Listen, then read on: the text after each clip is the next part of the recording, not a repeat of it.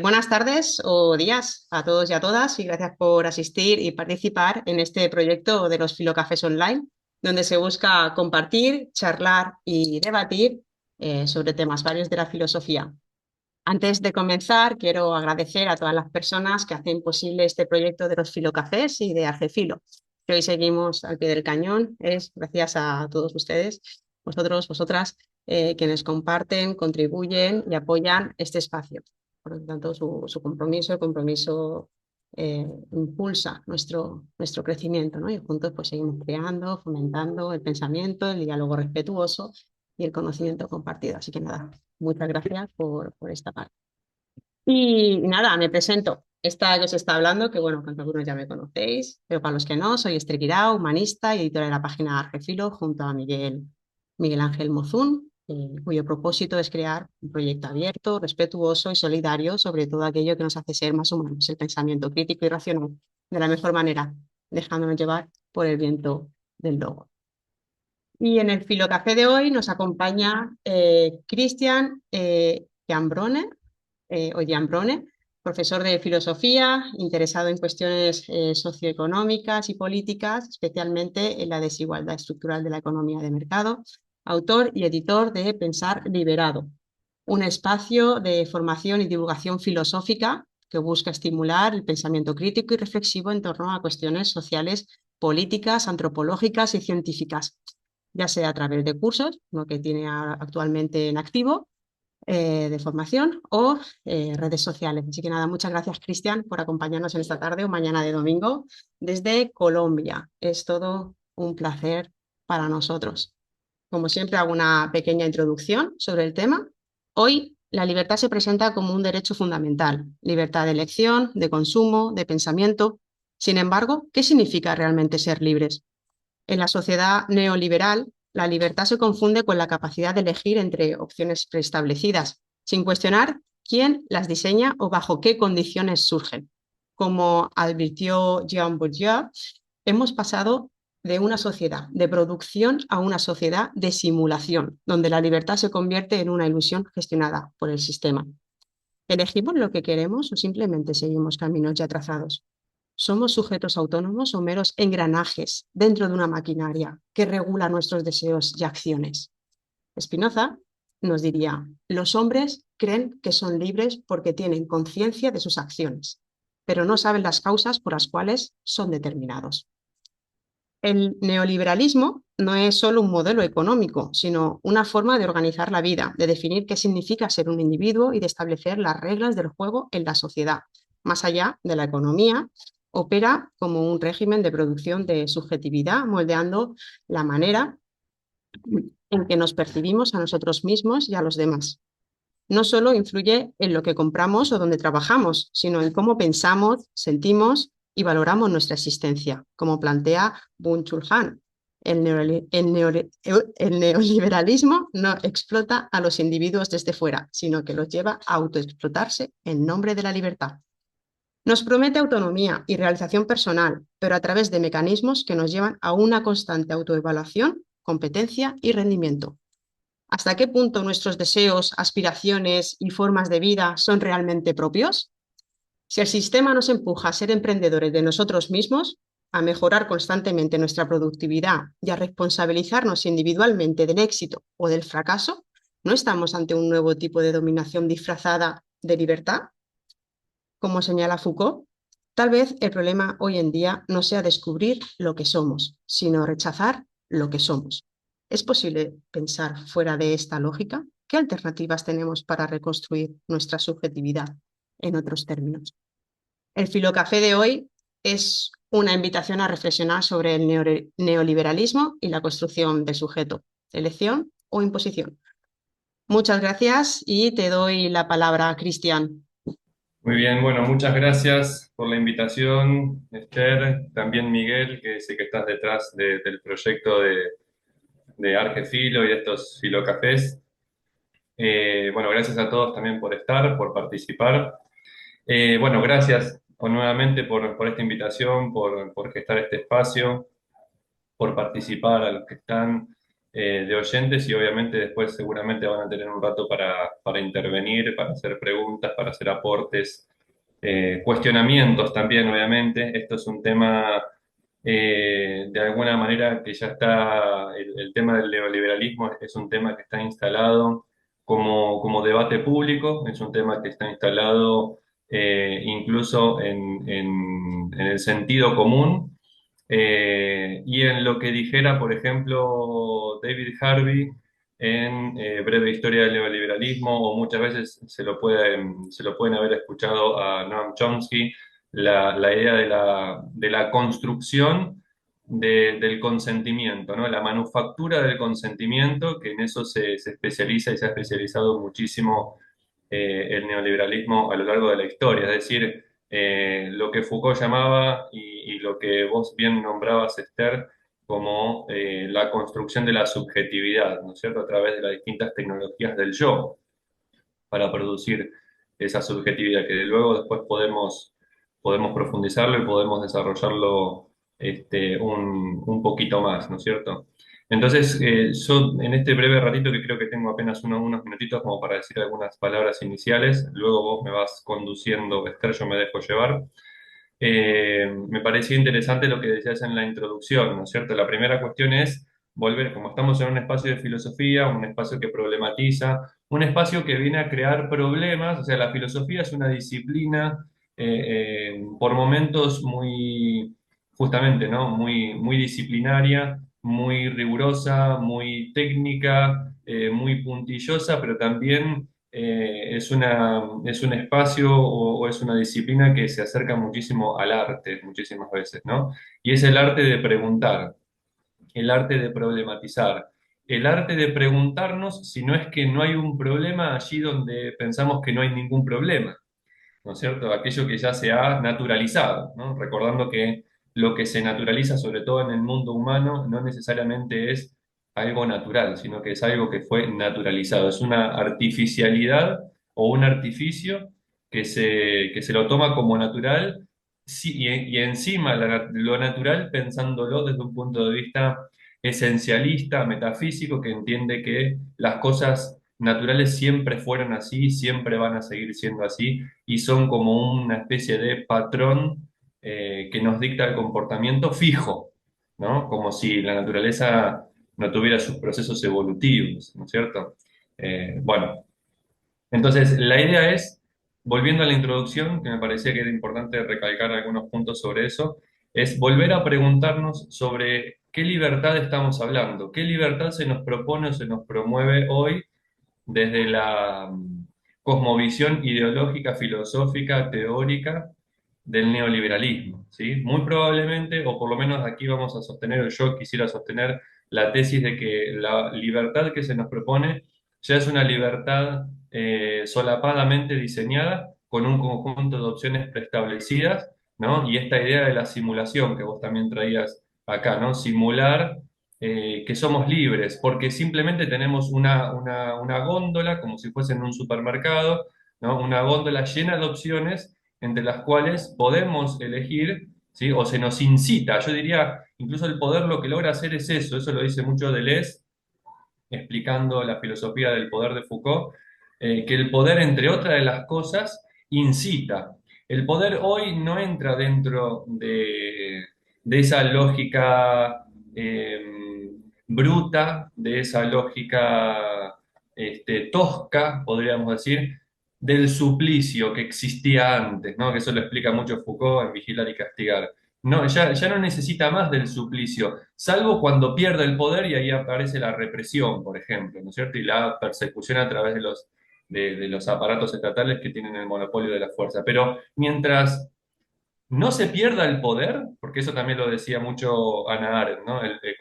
Cuando una institución pierde el poder, se nota que lo pierde cuando utiliza la fuerza física. De lo contrario, siempre va a haber relaciones de fuerzas, y las relaciones de fuerzas persuaden, incitan, permiten, promueven, y eso se viste bajo el ropaje de la libertad, ¿no? La simulación de la libertad. Esa es la primera cuestión. Volver a preguntarnos qué libertad se nos está proponiendo hoy, por lo menos en el mundo occidental, en un nuevo auge, un poco extraño y un poco raro, que podríamos explicar por qué, pero digo, en un auge o una vuelta a ese auge, un poco extraño, un poco raro, del neoliberalismo con dosis, a veces pequeñas y a veces grandes, que conviven y están en tándem de fascismo, ¿no? Y esto digo un poco extraño porque si uno sigue más o menos la historia, si se animaran, o quizás ya lo hayan hecho, ¿no? Leer, por ejemplo, la gran transformación de Karl Polanyi. Karl Polanyi va estableciendo una secuencia de una explicación de cómo es que se pasa a partir de 1815 aproximadamente, ¿no? Que se empieza a crear más explícitamente el régimen político-económico del neoliberalismo y cómo eso va teniendo un curso de idas y venidas con luchas internas de autoprotección de la sociedad para hacerle frente a los vaivenes y a los picos y a las crisis cíclicas del sistema de mercado supuestamente autorregulado, ¿no? Y cómo esas crisis internas fueron llevando a crisis internacionales y las crisis internacionales fueron llevando a distintos momentos de quiebre fundamentales como la Primera Guerra Mundial, la crisis de la Gran Depresión del 29 y 1930, la Segunda Guerra Mundial y que eso, digamos, incluso el ascenso de la Segunda Guerra Mundial fue producto de la crisis interna de la mecánica o el mecanismo de funcionamiento del neoliberalismo que puso las condiciones materiales para el surgimiento del fascismo que después en Italia y en Alemania particularmente, que después van a derivar en la Segunda Guerra Mundial, ¿no? Que después eso le abre el paso a un retroceso del o del liberalismo, mejor dicho, y le abre el paso a las famosas políticas de estado de bienestar, con la economía de Keynes, etcétera, ¿no? Un montón de cosas estoy como punteando como para ver si después tiramos de esos siglos, ¿no es cierto? Y lo interesante de esto, la segunda cuestión que quería rescatar de tu introducción, es la cuestión de Spinoza que traes, ¿no es cierto? Que vos decís, bueno, los hombres se creen libres porque son conscientes de sus acciones, pero no son conscientes o ignoran las causas que determinan esas acciones. Y quería traer a colación una pregunta que se hace el propio Spinoza en el Tratado Teológico Político, que para mí es fundamental, y es la siguiente. ¿Por qué los hombres luchan por su libertad, por su esclavitud como si se tratara de su libertad? Repito, ¿por qué los hombres luchan por su esclavitud como si se tratara de su libertad? ¿No será que nos está pasando a nosotros ahora? ¿No será que está pasando ahora en el auge, en el reverdecimiento, en una especie de primavera del liberalismo mezclado con el fascismo paralelo actual cuando se dicen defender las ideas de la libertad? ¿No es que se está en realidad luchando por la esclavitud como si se tratara de la libertad, ¿no? Bien, y el último punto que quería rescatar de lo que vos trajiste ahí en tu introducción era volver a nombrar la cuestión de la subjetividad, ¿no? Que también tiene que ver con el tema de la manufactura del consentimiento o la fabricación del consentimiento. Es decir, el neoliberalismo actualmente, y desde 1970, sobre todo en Estados Unidos, que es desde donde se exporta después el neoliberalismo con las políticas engañosamente opresivas, ¿no? Del Fondo Monetario Internacional, del Banco Mundial, del Tesoro de Estados Unidos, etcétera. Eh, digamos, se empezó a dar una batalla cultural. El propio Hayek, en uno de sus textos, decía que hay que empezar a tener una lucha de largo aliento, una suerte de combate de largo aliento. Sí, perdón, puedo hablar un poquito más lento. Y yo que creí que hablaba lento. Pero bueno, ahí voy a tratar de hacer ese esfuerzo. Perdón si cuesta por ahí seguir un poquito. Eh, Estaba diciendo, ¿no? No es el liberalismo una, solamente una postura teórica. Y los propios liberales, con Hayek a la cabeza, se dan cuenta que ellos no pueden plantear eh, para lograr el consentimiento del sentido común, su posicionamiento filosófico, teórico, económico, solamente desde el punto de vista técnico-económico, sino que tienen que empezar a dar una batalla de largo aliento en el plano cultural, ¿no? Hoy por hoy, por ejemplo, intelectuales, yo lo pongo, yo ya tengo un poco un posicionamiento tomado, ¿no? Digamos, entre comillas, yo diría el intelectual Agustín Laje en Argentina, por ejemplo, que es uno de los intelectuales que tiene mucha influencia sobre el presidente Milei, dice haberse él avispado, después de haber leído, por ejemplo, a Gramsci, de que las nuevas derechas tienen que dar una batalla cultural porque ahí es donde se va a ir construyendo el consentimiento de la población para que, por ejemplo, se vote o no se vote tal o cual cosa, o puedan ganar una elección que les permita tener poder ejecutivo, legislativo e incluso judicial para poder establecer sus políticas de corte desregulativo, neoliberal, etcétera, ¿no? De auge de la propiedad privada y demás. Pero en realidad eso es algo que ya lo venía planteando Hayek. Esto es lo que quiero aclarar.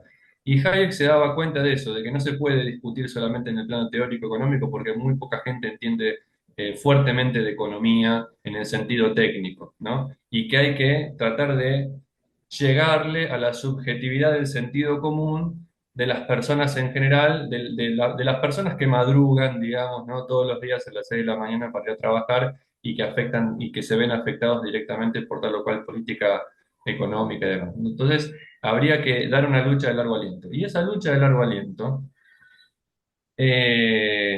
fue construida, yo decía, ¿no? A partir de 1970 con la asociación corporativizada de muchos capitales. Eso lo va documentando muy bien paso a paso. Después, si quieren, puedo buscar los escritos que yo tengo acá ya más adelante y lo podemos ver, pero David Harvey, en Breve Historia del Neoliberalismo, eh, documenta cómo es que se fue, y documenta quiénes son también los grandes capitales económicos que se unieron detrás para corporativizarse y para empezar a hacer políticas de lobby, para empezar a impregnar fuertemente en los departamentos de economía de Stanford y de Harvard, por ejemplo, ¿no? Y de cómo las diversas escuelas económicas y con su difusión de la doctrina neoliberal se fue expandiendo por todo el mundo, ¿no? Entonces, digo, insisto, es una construcción de la subjetividad que es mucho más compleja que esto que estamos diciendo, después lo podemos desarrollar un poquito más, pero hasta acá es la primera intervención que quería hacer, perdóname si me extendí un poquito más,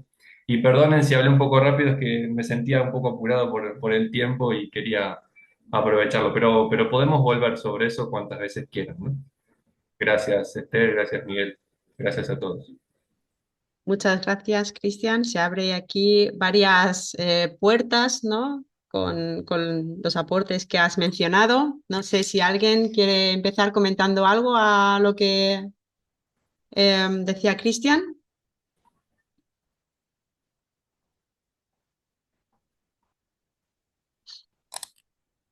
¿Nadie se anima? Ángel. Ángel, tienes la palabra. El micro está apagado. Levantó la mano analógicamente, más no digitalmente. Sí. Tienes el micro apagado, Ángel. Ah, ya, ahora. Ahora. No, ya sí, por empezar ya caliente, ¿quién se cree que la economía es una ciencia de aquí del grupo? Porque, vamos, es el mayor invento del mundo después de... Bueno, pero vamos, que yo esto la lanzo porque es que esto del neoliberalismo da para mucho. Entonces, lo de la economía es un invento que nos hemos creído y mi hermana es banquera y se lo digo cada vez que puedo, ¿sabes? Pero es que damos por sentado muchas cosas en esto del neoliberalismo y no me creo nada, perdonad. Simplemente es para abrir la patata, porque es que me ha gustado eso que ha dicho, lo último, la lucha del largo aliento, de los que madrugan. Yo soy de los que me levanto a las 5 de la mañana y no me dan ganas de luego ir a ningún lado a protestar o tal. Sí que informarme, pero cuesta. Bueno, simplemente es para eso. Es que la economía no la veo como simplemente, para que lo sepáis. No, yo solamente aportar para no monopolizar todo el discurso. simplemente hacer esa acotación muy buena, hacer una acotación extra a eso que vos decís muy bien, Ángel, sobre la idea de que la economía sea una ciencia. Yo diría más todavía, ¿no? Yo precisaría, la economía no es una ciencia exacta como muchas veces parecen plantear los neoliberales en el plano sumamente teórico, como si estuviese girando en el vacío y como si fuese una ciencia formal, como si ellos dijeran, al igual que la geometría y la matemática no necesita de la experimentación empírica para fundamentar sus axiomas y sus consecuencias y sus corolarios, parecería como que ellos plantearan en iguales términos la economía y se olvidan de que la economía está hecha de personas que actúan, que sienten, que aspiran, que sufren, que quieren, que aman, ¿no? Y eso ya lo decía Mario Bunge también, ¿no? El científico y filósofo argentino, cuando escribía su filosofía política.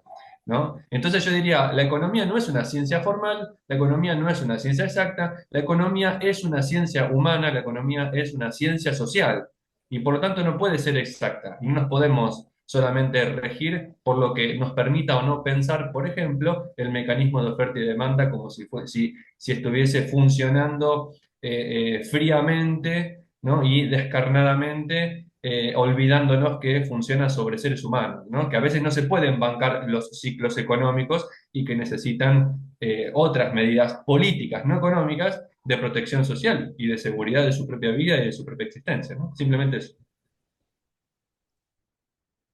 Muchas gracias y le doy la mano, le doy la voz a Iñaki y luego Miguel Ángel, si quieres, se la damos a Marcos y después tú, ¿vale?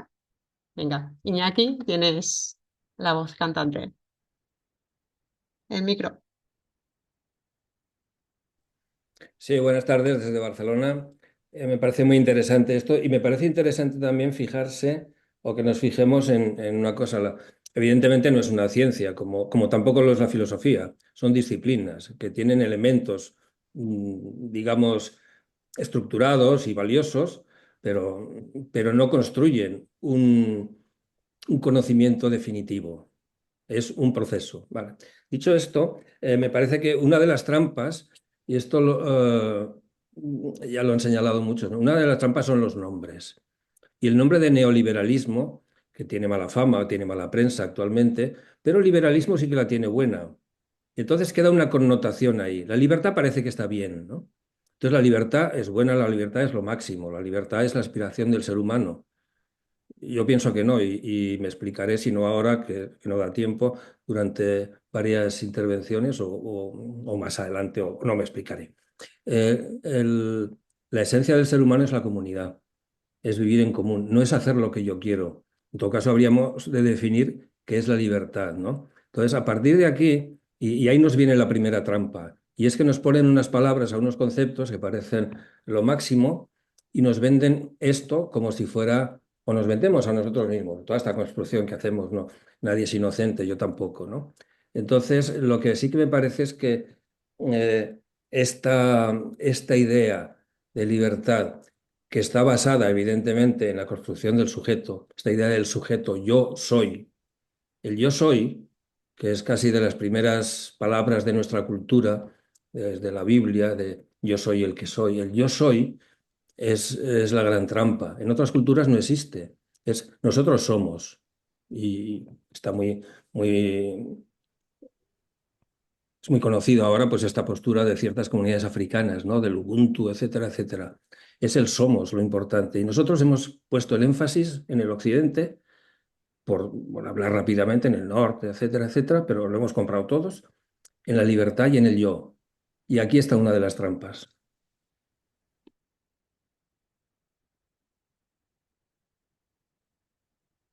Y le doy la palabra a Marcos.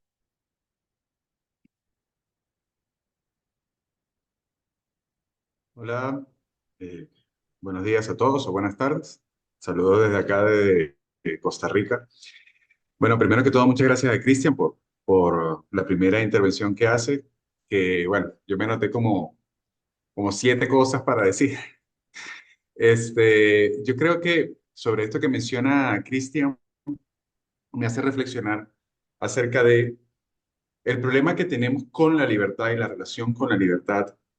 eh, no es con el concepto que tenemos de la libertad, Es decir, en última instancia, tenemos como una idea de que la libertad tiene que ver con la desregularización de nuestra vida, ¿verdad? Pero quizás la libertad tiene más que ver con la relación con los límites. El problema de fondo para mí en esto radica y tiene que ver con el Estado. ¿En qué sentido? En el problema biopolítico, o sea, hasta dónde el Estado, desde su nacimiento, que está hecho para crecer y para ser más gordo y tragarse eh, nuestra vida privada, o también nuestra vida colectiva, como ahorita decía Iñaki.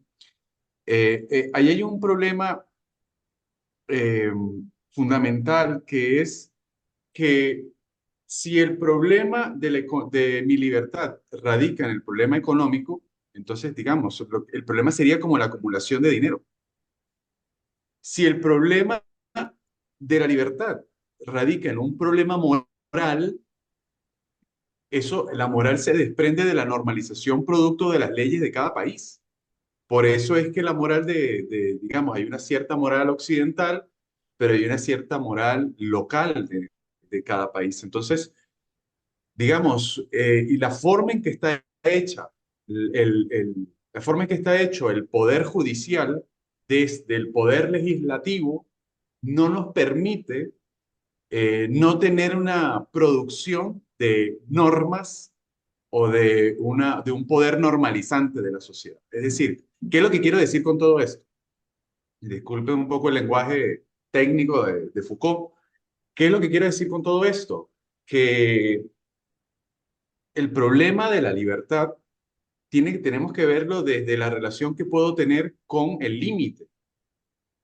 Y el límite, evidentemente, nos lo va a poner las reglas del juego, nos las va a poner el Estado, que creo que es una mentira y una falacia que el Estado somos todos. Es decir, tengo que protegerme tanto del Estado que hay que tener una constitución para que el Estado no me aplaste por este tema de no solo el monopolio de la fuerza, digamos, de armas, sino también el monopolio de la fuerza moral. Entonces, ¿qué sucede con todo esto? ¿Cuándo soy libre? ¿Desde dónde soy libre? ¿Con qué soy libre? Si nosotros, ahora que hablaba Cristian e Iñaki, que pusieron el problema de los conceptos, bueno, está bien. Yo sigo pensando por qué se sigue diciendo neoliberalismo si el neoliberalismo se creó como una tercera vía, quizás algo más cercano a la socialdemocracia, por Alexander Rustov, y nosotros seguimos hablando del neoliberalismo como si fuese de extrema derecha, o cosas tan raras como hablar de fascismo como extrema derecha cuando el fascismo es de extrema izquierda. Y a partir de ahí, si bien es cierto, hay un problema de nombres, que no voy a decir categorías, pero por lo menos hay un problema de nombres, por lo menos todos entendemos de que cuando la gente habla de neoliberalismo, aunque lo esté diciendo mal, de lo que se está tratando es de la extrema derecha. Ahora bien, la pregunta del millón, ¿creemos, si nosotros si tuviésemos un anarcocapitalismo, un Estado pequeñito, unas libertades económicas casi que completas y vivir en un mundo cyberpunk, donde son las empresas multinacionales las que capitalizan más, que realmente nosotros tendríamos más libertad o seríamos más esclavos? Es decir, yo lo que quiero, digamos, plantear con esto es hasta dónde seguimos con una concepción dicotómica de esclavo libre. O sea, yo creo que en cierta medida vivimos en una escala de grises en donde tenemos ciertas libertades y lamentablemente mientras seamos sujetos, como en el término Foucaultiano, mientras seamos sujetos y súbditos, no vamos a ser libres. Pero ¿qué tenemos que hacer con esto? Y ahorita el problema político, para terminar la intervención, eh, el problema sería, eh, el Estado se está metiendo, por eso hay un nuevo resurgimiento de la derecha y del problema del liberalismo, es hasta dónde el Estado va a tener que eh, meterse en mi vida privada. Aquí en Costa Rica, por ejemplo, Por ejemplo, para poner un ejemplo muy local de acá, si una persona le obligan perdón, si un niño tiene la edad de ser vacunado y los padres no quieren, los padres pueden ir presos a través de unos mecanismos institucionales en donde no importa si el padre quiere o no quiere, si está de acuerdo o no está de acuerdo, cómo criar y cómo llevar la salud de su hijo. Si no, se le denuncia ante un organismo estatal y ese organismo estatal va a tener que hacer la investigación y esos padres pueden quitar, incluso quizás no hay preso, pero sí le quitan la custodia del muchacho. Entonces, ¿hasta dónde nosotros tenemos, digamos, la libertad? Tiene que ver con los límites y eso va a establecerse desde las reglas que va a ponernos el Estado. Entonces, cambiar el Estado, hacer una constituyente, bueno, a ver, soy venezolano y vivo en Costa Rica, o sea, entendemos que fue lo que hicieron en Venezuela para cambiar la constitución y miren el desastre que estamos viviendo. Eso no significa que cualquier constituyente vaya a hacer un desastre, pero ¿quiénes son los que van a hacer esa nueva constitución y van a establecer una nueva regla del juego? Es decir, es que el problema en el que nosotros nos estamos hablando tiene tantos matices y tiene tantas capas y tanta profundidad que es complicadísimo, porque si en el fondo el problema es el Estado, el problema sería cambiar el Estado. Y eso no deja de ser altamente peligroso, a pesar de que entendemos las deficiencias de la deficiencia, la burocracia, la corrupción, porque solo hay corrupción en el Estado. Es lo que tenemos y podemos mejorar ciertas cosas como ciudadanos, pero no deja de ser un problema casi que irresolvible. Esto es un imposible para mi manera de entender. Perdón, ¿puedo antes, en el intermedio, para que sigan las palabras, hacer alguna intervención o tratar de hacer algún aporte de Sí, esto que claro. dice Marco? Sí, sí, sí, sí. Bien, porque, o sea, estuvo bueno porque abrió muchos temas al mismo tiempo y problematizó, pero el último tema es interesante, que es lo de el Estado sí o el Estado no, o el Estado hasta dónde o cómo el Estado, ¿no? Y si es un problema o no. Yo creo que simplemente dar una pequeña línea para ver si se puede tirar por ahí. En primer lugar, la cuestión del Estado, que fue lo último de lo que conversaste, me parece que el problema está en que no estamos viendo que, que parte de los inconvenientes en los que nos vemos metidos cuando le damos más poder al Estado, por ejemplo, a través de una constituyente, es que seguimos dentro del esquema representativo. Y eso ya lo decía Rousseau. Rousseau en el contrato social dice, cuando la democracia termina siendo representativa, es como si todo el pueblo estuviera regalando su soberanía.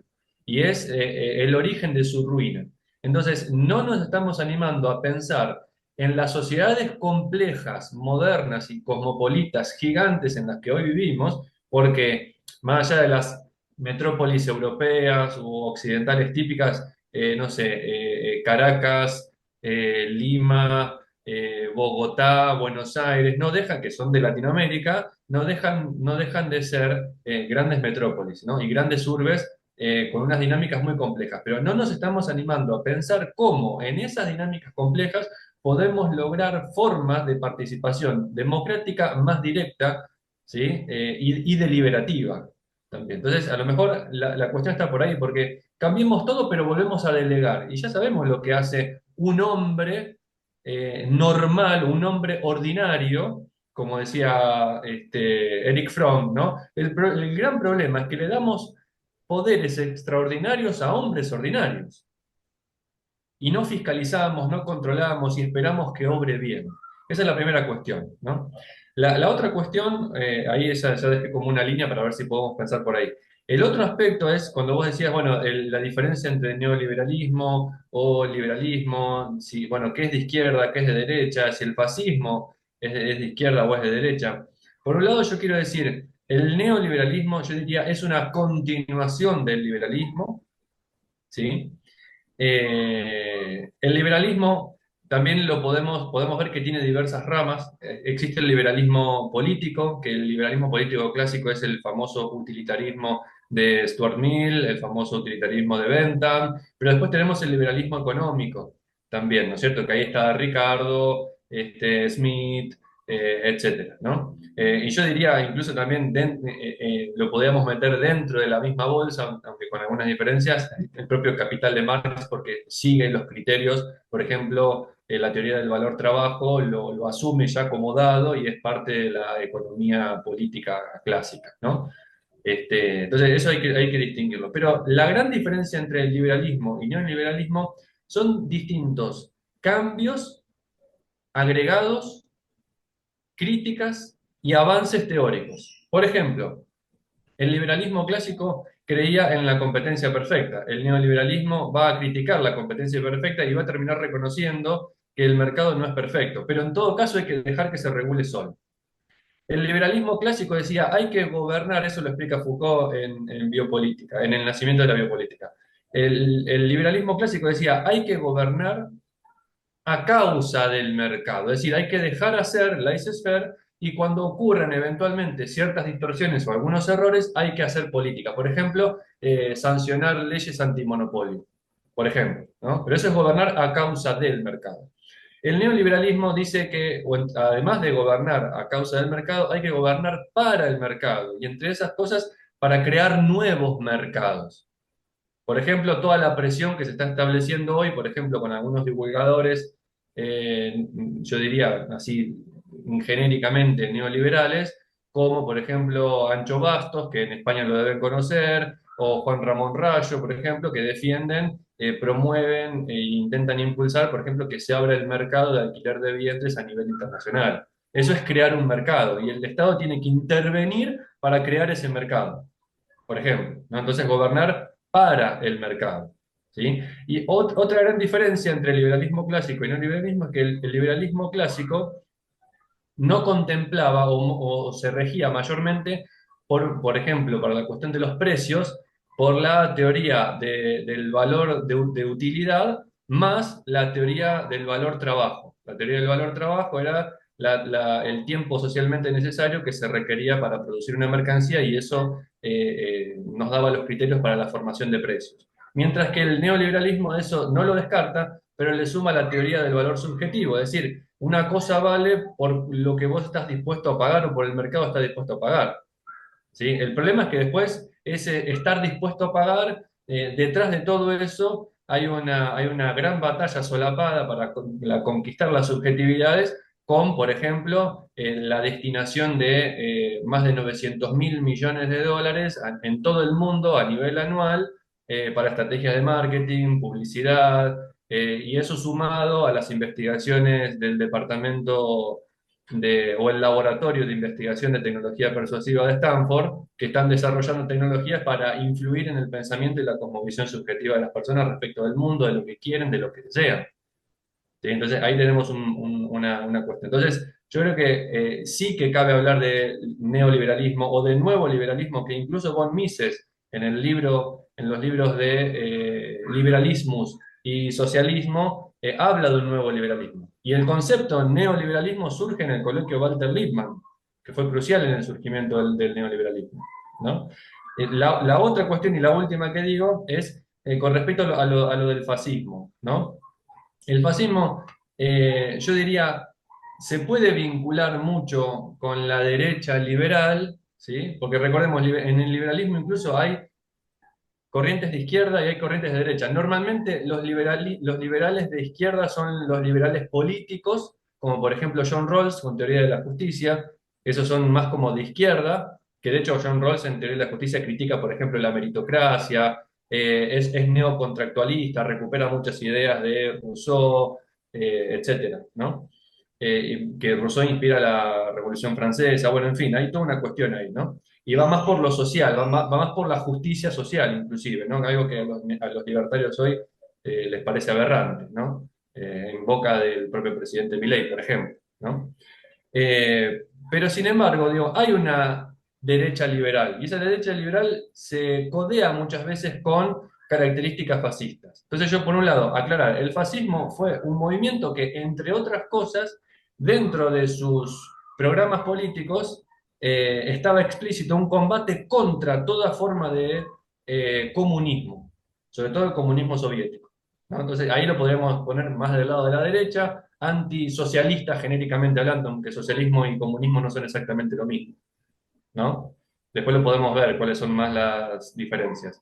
Y al mismo tiempo, también, el fascismo fue, yo diría, una respuesta reaccionaria, conservadora, nacionalista y proteccionista a todos los desastres que venía haciendo el neoliberalismo económico con su propuesta de mercado autorregulado, con sus superciclos de grandes crisis, que entre otras cosas afectaba al sistema de balance de poder de las primeras potencias mundiales, ¿no? Desde el 1815 hasta 1914, que surge la Primera Guerra Mundial y fue el primer gran desplome de ese delicado equilibrio que van gestando las políticas económicas del neoliberalismo, ¿no? Entonces, yo digo, con esos apuntes a lo mejor podemos tener un poco más claro cuáles diferencias hay entre neoliberalismo y liberalismo, entre fascismo y antifascismo, ¿no? O comunismo y socialismo, izquierdas y derechas, ¿no?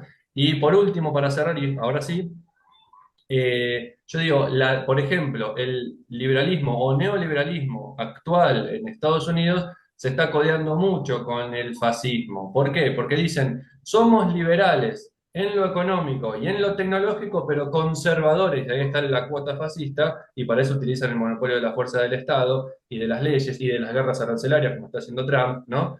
Pero en lo cultural, en lo social y en los valores tradicionales somos conservadores. Y eso es reaccionario desde el punto de vista de la derecha fascista, digamos, ¿no? Que fue lo que intentó hacer el fascismo. Eso por lo menos como para aclarar algunas cosas ahí, o que me parece que pueden aclarar, ¿no? Muchas gracias, Cristian. Y le voy a dar la palabra a Miguel Ángel. Muy bien, pues muchas gracias.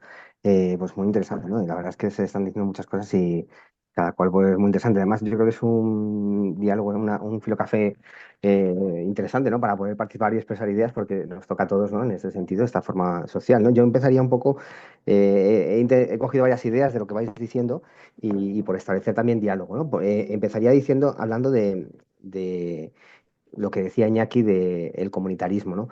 O sea, entiendo perfectamente lo que dices, o creo entender una parte, ¿no? Porque es verdad que el yo está desatado, o sea, el sujeto está desatado. O sea, ahora mismo tenemos un yo que quizá tiene ya unas deformaciones de narcisismo histriónico absoluto, ¿no? En el que pues llega un momento que ya hemos perdido el norte un poco, ¿no? A lo mejor, o sea, entiendo que ese deseo de volver al comunitarismo, ¿no? Lo que importa es el somos, ¿no? El yo que desaparezca, ¿no? Porque, pero claro, también tenemos este riesgo, ¿no? Que desaparezca el yo y entiendo que eso también nos puede dar un poco de...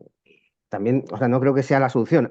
Entiendo el comunitarismo, esta idea de, oye, poner en valor ciertas cuestiones comunitarias, ¿no? Por ejemplo, lo público, ¿no? Pues que tiene que ser valorizado, ¿no? Cosas así, ¿no? Y efectivamente, lo único a lo mejor has expresado la idea de forma radical y también es interesante, ¿no? Pensarla así para ver sus últimas consecuencias y ver un poco también en ese sentido, porque una de las cosas que, y aquí continúo, ¿no? Una de las cosas que yo creo que el liberalismo o el neoliberalismo, que como continuidad incluso con estas matices, pero yo creo que de fondo opera en algo similar en el sujeto, porque quizá una de las cosas que quería decir es que, también hablando de Foucault, ¿no? Marcos aquí también, la idea de que Foucault en los años 70 lo que dice es, oye, el ser humano ha muerto, el hombre, el hombre ha muerto, y entonces aquí lo que hay es un producto de subjetividades que está creado por relaciones de poder y demás, ¿no? O sea, lo que somos realmente pues es una especie de retícula de poder en el que, bueno, pues hay diferentes nexos donde se van generando poder y ese es el resultado de lo que vamos siendo, de tal manera que el ser humano, lo natural, ¿no? Cogiendo también a Sartre, ¿no? No existe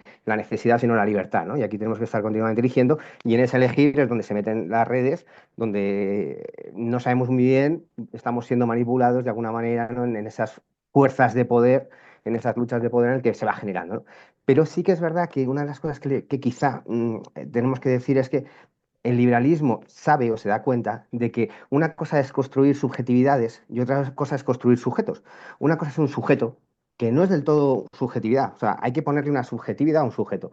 Y el sujeto es un límite, ¿no? Y por eso también sufrimos con con el neoliberalismo desencarnado porque tenemos un límite ahí que es una mezcla no es naturaleza pura, pero hay algo de naturaleza. Es decir, que cuando nos someten a 20 horas de trabajo, pues es que morimos, o sea, tenemos los límites incluso naturales, ¿no? O sea, no, la naturaleza está ahí, ejerciéndole una resistencia, ¿no? Y eso no le gusta. De hecho, pues este sistema busca modos de intentar que eso podemos ir eliminando, ¿no? Sustituyéndonos, ¿no? La mano de obra por software, máquinas, inteligencia artificial, o sea, ver cosas que puedan funcionar mejor, ¿no? Sin esos límites, cómo podemos saltarnos. Pero es que también el sujeto, esa naturaleza que somos, se inserta en un lenguaje que ahí también tenía que ver con Iñaki, que es de comunidad, es decir, es que es de la comunidad, el lenguaje no es nuestro, es que no es de nadie, es que se va formando, es una cosa que nadie se lo inventó, nadie dijo, voy a hacer el lenguaje. Es que es una cosa que va surgiendo, es un proceso que está ahí, que es de la comunidad. Entonces, bueno, pues nos tenemos que insertar en una comunidad, en un lenguaje, ¿no? Entonces, esa naturaleza que se inserta en un lenguaje. Y eso ya genera una serie de presiones, de malestares, de gestiones, que lo que decías tú también, Marcos, qué tipo de comunidad, qué tipo de lenguaje, la lucha por el lenguaje, todo lo que quieras. Pero tiene que ya hay un lenguaje, ¿no? Luego también está el sexo, es decir, que, bueno, somos seres que nos reproducimos, es decir, que estamos insertos en esa biología reproductiva y el sexo también forma parte de nuestras resistencias, de nuestras formas del sujeto.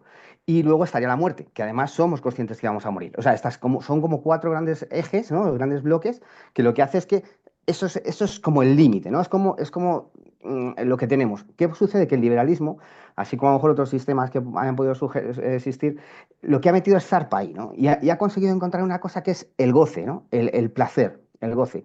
Y ha conseguido hacernos disfrutar de basura. Es decir, ha conseguido que en esa subjetividad, en esa construcción de la subjetividad, lo que ha conseguido es precisamente que estemos encantados de autodesarrollarnos hasta el límite de la extenuación y que estemos con un goce de, "Buah, es que estoy pletórico, ¿no? Ha Una conseguido, especie de goce mortífero. eso es, eso es. Interrumpidme cuando queráis, si queréis que, bueno, perfecto. O sea que, y el goce es una cosa que tendríamos que preguntarnos, porque precisamente nuestro deseo, cómo deseamos, el goce que sentimos, ahí es donde estamos, quizá el neoliberalismo y por eso quizá ha triunfado tanto, ¿no? Y por eso tiene tanto éxito. Y por eso es tan fácil de implementarse. Porque es que vas a gozar. O sea, vas a encontrar rápido el goce. O sea, vas a encontrar un goce rápido, inmediato, instantáneo. De hecho, esta necesidad de goce instantáneo que cada vez nos va acelerando y lo buscamos como adictos, ¿no? Nos ha generado algo que es un sistema que produce sabe meter zarpa ahí y sabe construir ahí, ¿no? Entonces, bueno, esta es una idea un poco. Entonces, por eso digo que efectivamente el yo, en esa búsqueda del goce inmediato, continuo y tal, y a Iñaki le entiendo en el sentido en que llega un momento que nos sorrepiera tanto y viendo la comunidad, que es lo que nos sostiene y lo que nos sostiene este sujeto que os decía, que es más razonable, bueno, no sé si es razonable, pero bueno, no está tan disparado, ¿no? Exagerado, ¿no? Exagerado, desatado, desencadenado, ¿no? O sea, es una cosa que, bueno, que entiendo esta idea, ¿no?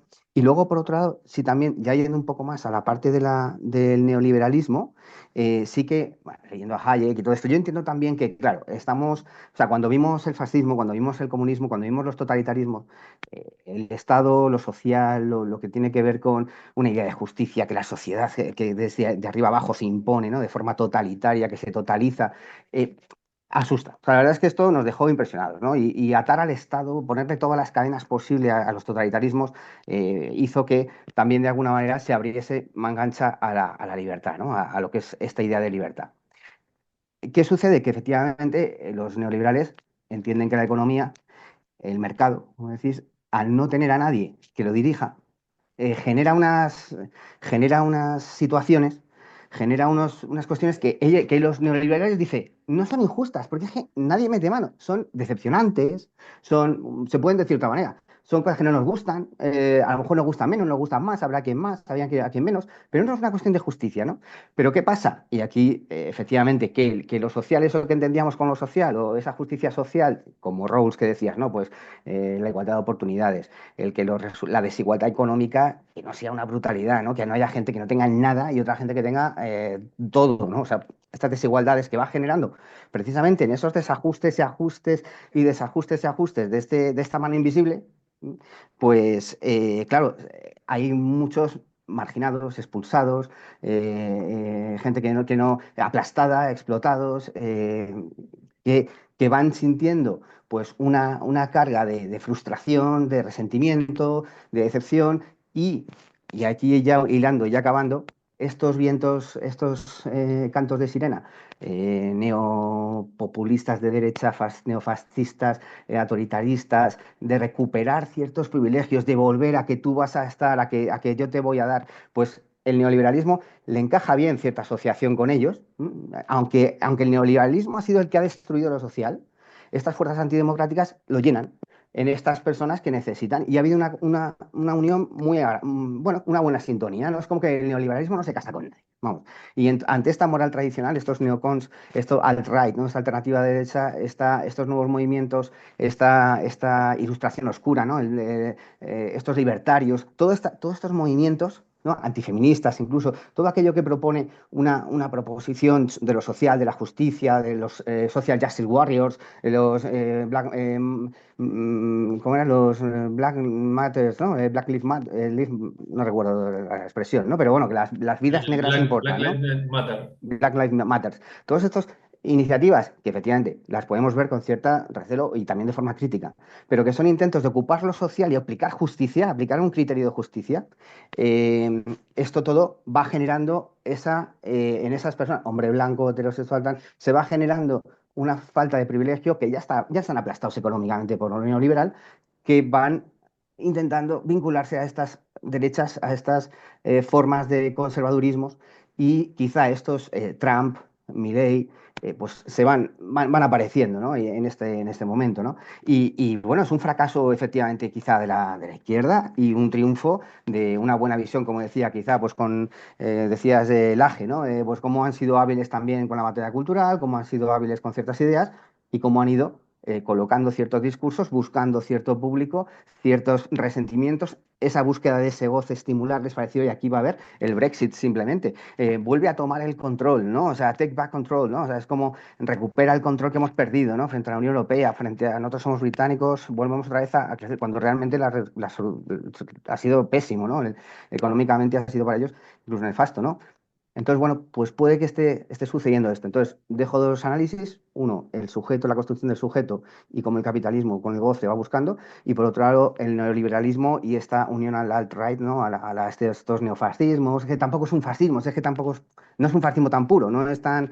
Son o como yo lo entiendo, ¿eh? Por eso cuando dices fascismo a veces me rechina un poco, pero porque no lo veo exactamente como un fascismo puro, O ¿no? sea, para mí Pero sí que es un entiendo, ¿eh? Entiendo la idea. para mí es un liberalismo económico y tecnológico con características fascistas en lo cultural y en lo tradicional. Y en lo nacional también, ¿no? Eso es. Y con esto acabo, vamos, ya está, ¿eh? Simplemente eran los dos grandes bloques de ideas. Muy bien, gracias, Miguel Ángel. Y le doy la palabra a José Miguel. Gracias.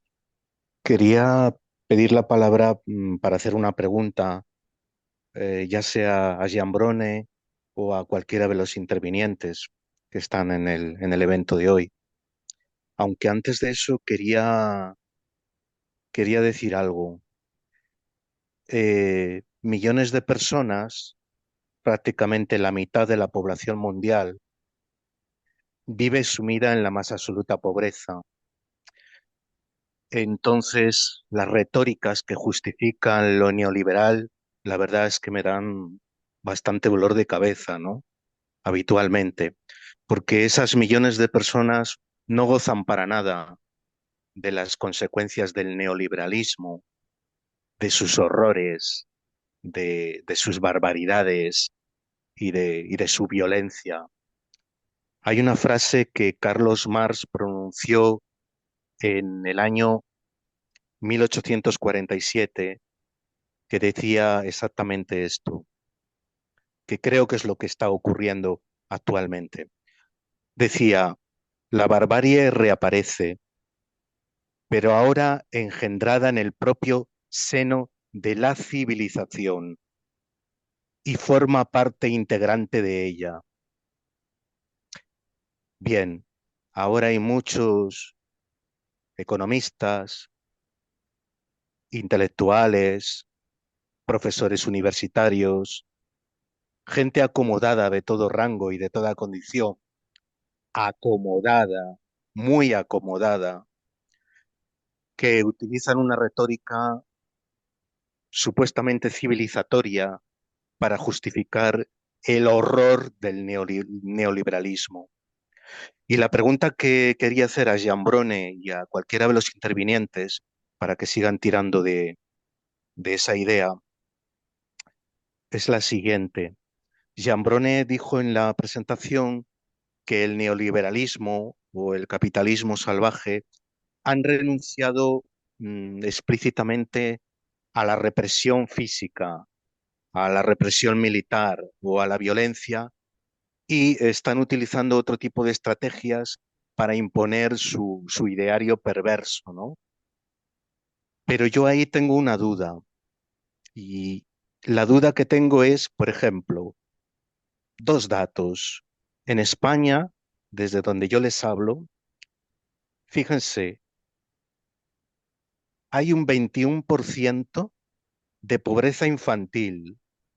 Repito, 21, no 1, 21, 21, 21% de pobreza infantil. Y un veintitantos por ciento de la población está en riesgo de pobreza grave. Giambrone, ¿no es eso una utilización explícita de la violencia? Porque la violencia no solamente se explicita con las armas, sino de muchas otras formas. Esta es la pregunta que dejo en el aire. Gracias. Por ahí, como fui el principal interpelado, por ahí respondo. Claro, o sea, lo que yo decía no niega la existencia de ese otro tipo de violencia. Lo que pasa es que es una violencia, entre comillas, indirecta, es decir, no es la violencia típica del suplicio que describía Foucault, por ejemplo, en Vigilar y Castigar, antes de los regímenes disciplinarios, ¿no? Entonces, lo que se ha buscado de las políticas de Estado, recordemos que los estados igual también nacen liberales, ¿eh? Todas las constituciones de los estados modernos están redactadas y escritas y tienen de fondo la filosofía liberal, ¿no? Eso por un lado. Entonces, cuando se crean los nuevos estados modernos, ahí se empiezan a desarrollar nuevas técnicas de disciplinamiento, ¿sí?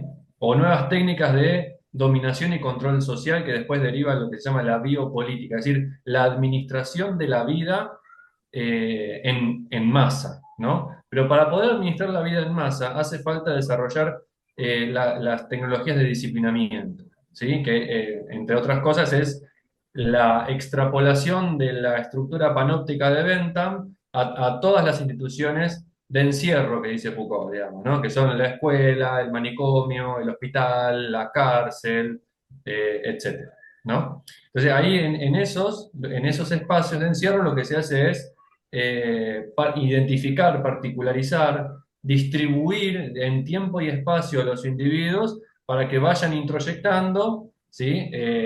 Con técnicas disciplinarias y no que proporcionaban suplicio, para que vayan introyectando la norma, ¿no? Entonces, como la idea era el panóptico, observar sin ser visto, y por las dudas me porto bien porque no sé si me están mirando o no, y no sé si me van a castigar o no, ya me auto-vigilo e introyecto la norma, y me autodisciplino, ¿no? Eso por un lado, eso es lo que se buscó hacer, es decir, renunciar al suplicio. De hecho, yo me busqué una frase acá, déjenme que se las leo, lo tengo acá en digital, de vigilar y castigar. Dice Foucault, muchos procedimientos disciplinarios existían desde que involucraban el suplicio, digamos, ¿no? Existían desde largo tiempo atrás en los conventos, en los ejércitos, también en los talleres, pero las disciplinas han llegado a ser, en el transcurso del siglo XVII y XVIII, unas fórmulas generales de dominación, distintas de la esclavitud y del suplicio, puesto que no se fundan sobre una relación de apropiación de los cuerpos, e incluso, dice, es una elegancia de la disciplina prescindir de esa relación costosa y violenta que es el suplicio, obteniendo efectos de utilidad tan grande, digamos, igualmente grande que que la de la esclavitud y la del suplicio, ¿no? Ahora bien, esa es la política del hacer vivir de una determinada manera, dice Foucault.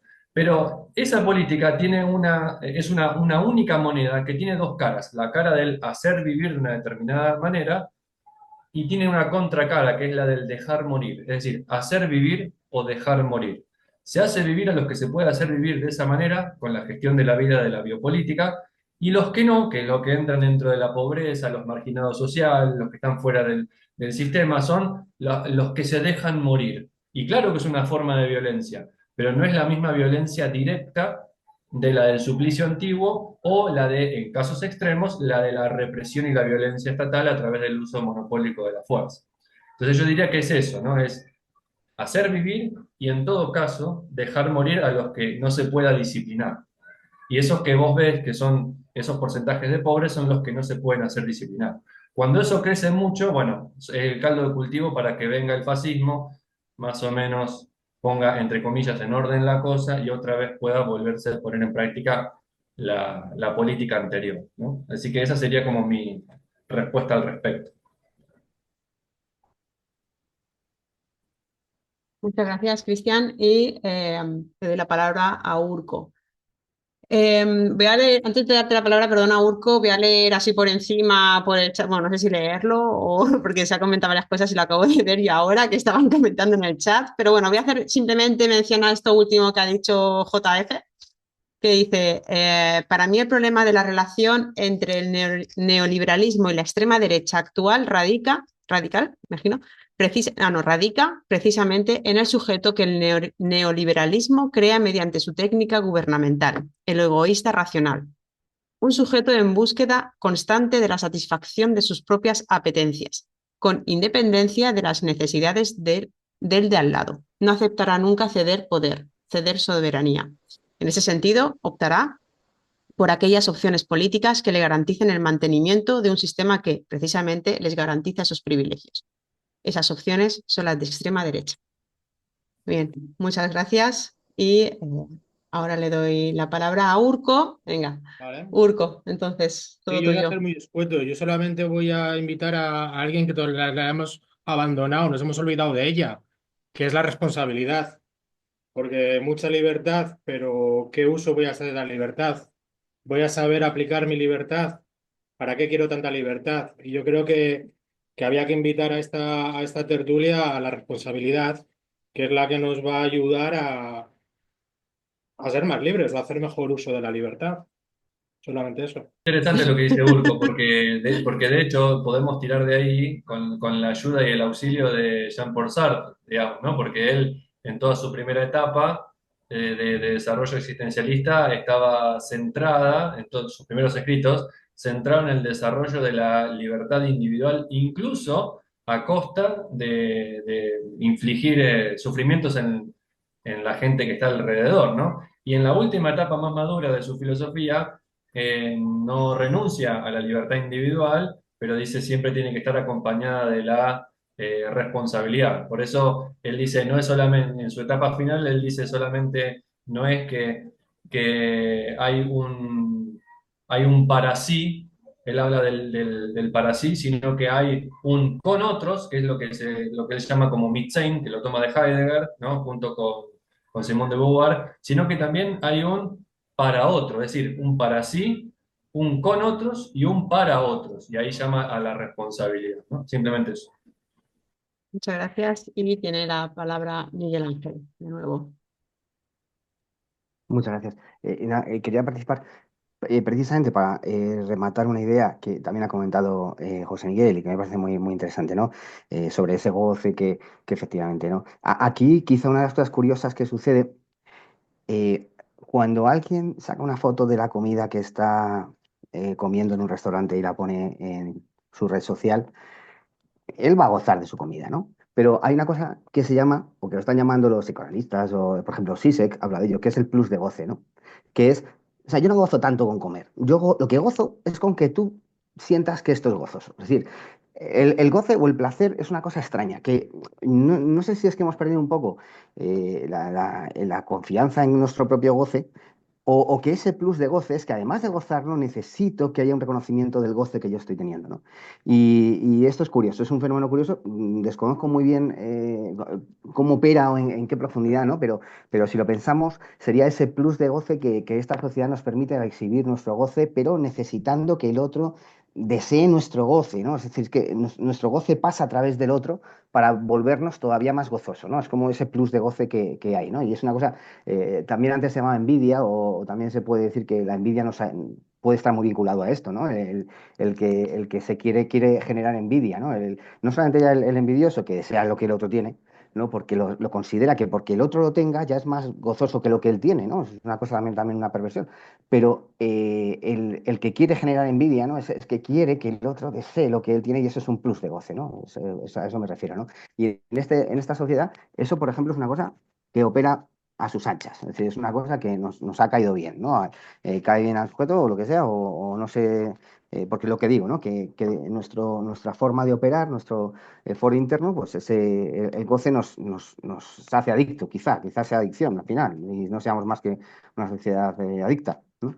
A ciertas cuestiones y tengamos cierta enfermedad, ¿no? Estructural. Y luego, por otro lado, eh, por lo tanto, bueno, y aquí sí que quería decir que, claro, quizá estamos también, bueno, voy a lo que iba a decir, lo siguiente que decías, lo de la violencia, ¿no? Porque es lo que esa violencia, que es una violencia tan bruta, tan visual, ese suplicio tal que se ve que se inscribe, ¿no? En el cuerpo para mostrar el poder inscrito, ¿no? Al ejercer el poder, sino que es la estructura es la responsable. Yo no soy responsable, tú no eres responsable, es la estructura. Tú tienes un ordenador, te estás conectando con algún dispositivo tecnológico que tenga algún tipo de mineral raro, pues seguramente pues, hay muchas papeletas de que este mineral que estemos utilizando tú y yo para esta cosa tan interesante como es crítica del sujeto, el neoliberalismo, pues haya surgido en cadenas de engranaje al que llegues a niños explotados que están sufriendo las consecuencias de una explotación. Es difícil, o sea, ¿cómo responsabilizarnos de esto? Si estamos incluso haciendo algo que nos parece incluso razonable, que es criticar esto, ¿no? Pero bueno, estas son las contradicciones que tiene esta estructura y cómo uno se puede responsabilizar. Luego, si quieres, quizá hablar de esto ya y comentarlo ahora mismo, o sea, porque al fin y al cabo lo que quería decir es que, y acabo, parece que hasta fuese más importante pensar bien qué consumimos que votar. O sea, simplemente digo esa tontería, ¿no? Que parece que es más importante que cuando vayamos a consumir, nos pensemos bien qué estamos consumiendo que votar a no sé quién o no sé cuántos. Ahora bien, es verdad que las dinámicas de la sociedad y la estructura social y económica y de mercado, y tal, pues que eso es tan fuerte que si no nos quedamos fuera, nos quedamos apartados, solos, aislados y engullidos por la nada y desaparecidos, ¿no? Pero bueno, acabo ya con esto. No, solamente hacer un aporte que a lo mejor nos ayuda incluso a seguir pensando más precisamente esto que vos traes, que está buenísimo, Miguel, el tema de que si nos podemos o no responsabilizar de esto, con el ejemplo que pusiste, ¿no? De lo que es necesario que suceda, por ejemplo, la esclavización de niños en minas de minerales en el Congo belga, por ejemplo, ¿no? Para que existan estos computadores y la tecnología para hacer este tipo de encuentros. Pero acá me gustaría traer a colación una distinción que hace Hannah Arendt en Eichmann en Jerusalén, en su famoso texto Eichmann en Jerusalén, donde habla de la banalidad del mal, por ejemplo. Ella hace una distinción entre ser culpable y ser responsable, ¿no? La culpabilidad reside, recae sola y exclusivamente sobre el individuo y ante la culpabilidad demostrada le cabe un castigo como acto de reparación. A nosotros como ciudadanos de la cosmópolis, podríamos decir, no nos cabe el uso de la culpabilidad y tampoco nos cabe un castigo, pero sí nos cabe la responsabilidad, porque como sociedad tenemos que ser responsables y más allá de que, digamos, eh, no merezcamos recibir un castigo individualizado sobre nosotros, sí tenemos que tomar cartas en el asunto y ver qué se puede hacer o intentar hacer algo al respecto. Eso simplemente es hacerse responsable, porque Hannah Arendt distinguía entre si el pueblo alemán era culpable o era responsable del ascenso del nacionalsocialismo o del nazismo directamente, ¿no? Y ella dice, no, el pueblo alemán no fue culpable porque no podemos meter a todos en la cárcel, ¿no?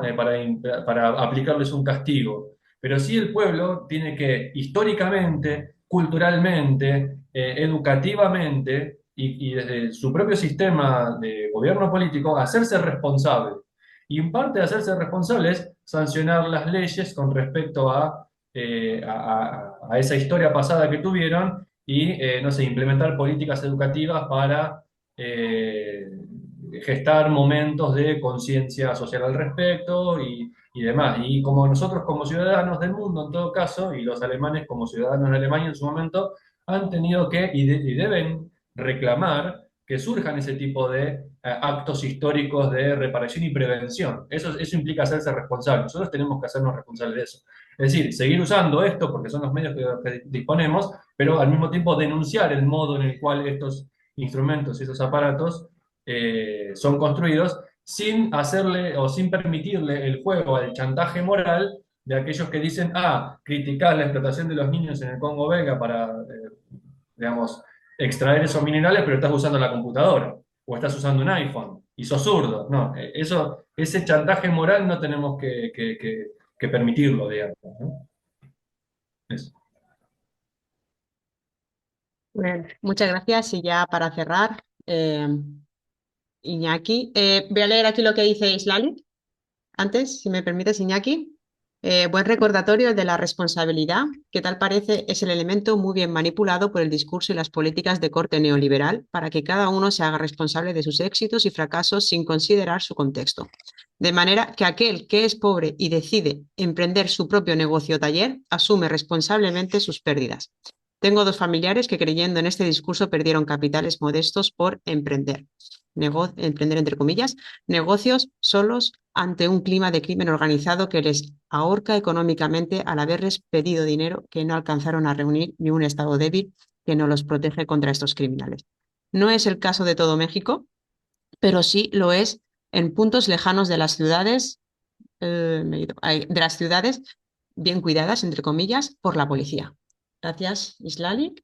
Y Iñaki, tienes la palabra. Sí, este es un tema que nos llevaría lejos también y ahora voy a decir una cosa polémica, pero yo creo que la violencia tiene que estar en manos del Estado. Y fíjate, ahí lo que dejo. Bueno, la intervención mía venía en el sentido del plus de goce y añadir un concepto, es el plus de sujeto. O sea, aquí tenemos en todo lo que estamos haciendo, en nuestras vidas, en toda nuestra forma de pensar, nuestra mentalidad, hay un plus de sujeto. Hay como un exceso, como una deificación casi en esta neoconstrucción o en esta construcción del sujeto que se decía, ¿no? Y eso nos lleva a varias cosas. Por ejemplo, al desprecio de los que no son suficientemente listos como para emprender y que les salga bien. Por ejemplo, el desprecio a los pobres, y no entro aquí en la porofobia de el concepto de la cortina. Pero nos lleva a plantearnos una cosa, que es la renuncia. Quizá hemos de renunciar a algunas cosas. Y eso en algunas sociedades sí que lo tienen más claro. No es, o sea, nosotros vivimos en la tradición judeocristiana y sobre todo protestante desde el punto de vista de la economía, etcétera, etcétera, ¿no? De que producir, eso es bueno, o sea, ser rico es ser bueno a los ojos de Yahvé, ¿no? Entonces, todo eso hay que combatirlo también. Y la renuncia es algo que nos puede ayudar a rebajar los humos, ¿no? Y a rebajar este plus de sujeto que creo que tenemos. Evidentemente, eso solamente es posible cuando tenemos una mentalidad de responsabilidad comunitaria. O sea, no estoy en el mundo para hacerme yo mejor y más, etcétera, etcétera, sino que somos, vivo con otros. Voy por la carretera para hacer mi negocio, que es mi negocio, yo soy emprendedor, por una carretera que han construido todos, con los impuestos de todos. No se nos olvide. Sí que hay decías lo de los niños que están trabajando para nosotros sin saberlo, ¿no? Tanta gente está trabajando para nosotros y lo olvidamos y lo despreciamos y somos yo. Libertad, sujeto, un exceso quizá. Y no quiero acabar, ¿eh? O sea, Muy bien.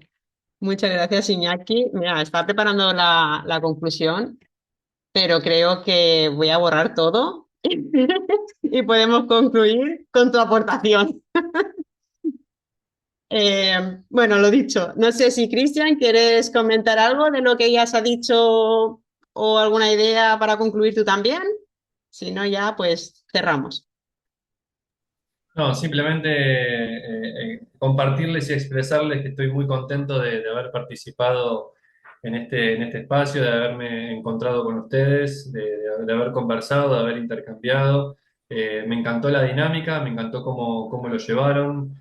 Me parecieron muy pertinentes todos los aportes y problematizaciones que fueron realizando todos. Y es lindo porque me parece que más allá de lo que una sola persona pueda decir desde su entendimiento, desde sus propias síntesis y sus propias propuestas, me parece que lo más valioso es que este espacio generó un diálogo, ni siquiera un debate, sino un diálogo, que es la construcción de un logos, es decir, la construcción de un sentido a través, eso significa el prefijo día, ¿no? A través de la conversación, a través de el intercambio, a través de la interpelación, a través de la pregunta y a través de los aportes. Así que creo que fue surgiendo un logos que a mí me permite enriquecer mi propia visión y fue lindo también encontrarme con las claridades meridianas, por ejemplo, como este último aporte de Iñaki que hace al final, ¿no? Así que bueno, muchísimas gracias por invitarme, por escucharme, por permitirme también expresarme y hacer aportes y por recibirme. Muchas gracias. Muchas gracias, Cristian. La verdad es que ese es el objetivo, ¿no? O el fin de Argefilo, ¿no? Y los cafés filosóficos, ¿no? El poder dialogar en comunidad, el poder entendernos, ¿no? Conocer otras perspectivas, siempre, ¿no? Bajo el logos, ¿no? Como has comentado, ¿no? O dejándonos llevar por el viento del logos, ¿no? Exacto, y que ocurra el Ereignis que decía Heidegger, ¿no? El acontecimiento, aquello que no está planeado. Solamente hacer una pregunta. Yo, como quien no quiere la cosa, tomé una captura casual del encuentro me gustaría compartirla ahí en las redes. No sé si hay alguien que tenga objeción con respecto a eso, porque aparecen quizás caras o nombres. Por mí no hay problema tampoco. Y bueno, ya que ha dicho esto Cristian, también voy a hacer mención que como se ha grabado, si estáis todos de acuerdo, puedo subir el vídeo tal cual o solo el audio. Subo el vídeo tal cual y no me pongo a modificar cosas, ¿no? Genial, me arrobáis de abajo, os quiero mucho. Esto lo quitaré, por supuesto. Bueno, pues entonces, lo dicho, no voy a decir Que es lo más importante. que es lo Porque más importante, eso si eso es. se generalizara y todos dijéramos, os quiero mucho, todos, la cosa iría de otra manera. Hombre, porque os quiero, porque si no, no hay comunidad, si no, no hay diálogo, si no hay este espacio, ¿no? Que ofrecemos aquí, Miguel Ángel. Bueno, vamos a dejarnos de ñoñerías y, y cerramos, lo he dicho, el concepto de subjetividad neoliberal nos encierra en esa falsa autonomía, nos dice que somos libres para definirnos y construirnos, ¿no? Pero solo dentro de los límites que el propio sistema impone, ¿no? No te salgas porque si no, ya no puedes ser sujeto, ¿no? Eres un súbdito, ¿no? Se nos impulsa a ser únicos, a reinventarnos, a maximizar nuestro potencial, ¿no? Pero siempre dentro de un esquema que mide el valor humano en términos de productividad y rendimiento, ¿no? Es necesario, por lo tanto, como ha dicho Iñaki, pensarnos desde la comunidad, ¿no? No desde la competencia, ¿no? La verdadera libertad no es la de unos pocos para acumular, sino la capacidad de todos para vivir con dignidad. Así que nada, muchas gracias una vez más, Cristian, por aceptar esta invitación y acompañar a la comunidad de Argefilo en esta mañana o tarde de domingo o media mañana. Para mí ha sido todo un placer haber podido compartir tanto contigo como con el resto de asistentes este espacio de diálogo y de escucha, ¿no? Y nada, ¿qué más? ¿Qué más? Se me olvidó. Ah, sí, y anuncio, ya para finalizar, anuncio que en principio el próximo Filocafé será en mayo. Para tratar el tema de la filosofía oriental, en concreto la filosofía japonesa, junto con Nieves Soriano, que es especialista en filosofía oriental. Y nada, espero que podamos vernos, escucharnos y dejarnos llevar por el viento del logo en los próximos. Nada. Muchas gracias. Muchas gracias. Gracias, Hasta luego. Esther. Gracias, Cristian. Un abrazo.